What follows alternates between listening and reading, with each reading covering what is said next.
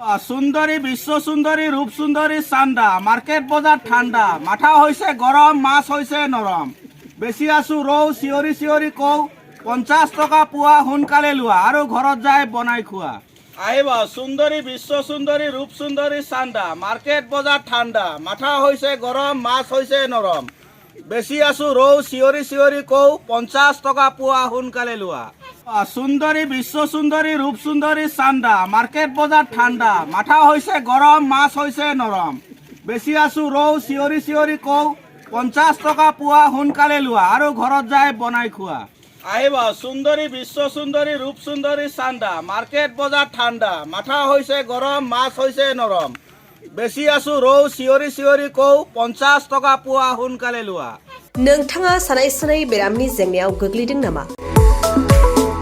जुदि नोंथाङा सानाय सुनाय दंब्ला जिंगासिनांगौ गैया। चिरां जिल्लानि बेंटल गेट साफागुरियाव दायो एसआइ निउर' थेरापि सेन्टार दंसै। बे थेरापि सेन्टाराव नोंथाङा गोरलैयैनो देहानि सानाय सुनायखौ फाहामथाय लानो हागोन। बे आथिं सानायानो जाग्रोदों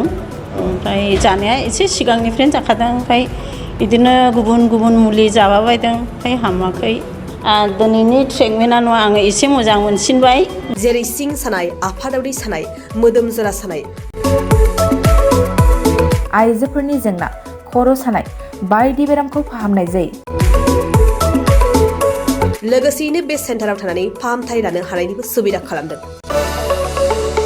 नोंथांमोनहा एसआइ निउर' थेरापि सेन्टाराव फाहामथाय लानो गोसो दंब्ला नैबे मबाइल नम्बर 7620160459 नङाब्ला 9476977956 आव थोंजों सुलाद लानो हागोन।